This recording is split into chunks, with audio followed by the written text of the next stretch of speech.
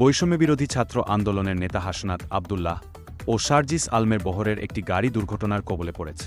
ট্রাকের সঙ্গে সংঘর্ষে গাড়িটির সামনের অংশ দুমড়ে মুচড়ে গেছে। বুধবার ২-৭ নভেম্বর সন্ধ্যার দিকে এই দুর্ঘটনা ঘটে। দুর্ঘটনার পর সেই ট্রাকচালককে আটক করতে সক্ষম হয়েছে পুলিশ। আটক ট্রাকচালকের নাম মুজিবুর রহমান, ৪০।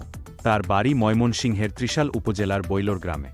ট্রাকচালককে আটকের বিষয়টি নিশ্চিত করে লোহাগাড়া থানার ডিউটি অফিসার এসআই হানিফ জানিয়েছেন, এখন ট্রাকচালক এবং হেলপারকে প্রাথমিক জিজ্ঞাসাবাদ করা হচ্ছে।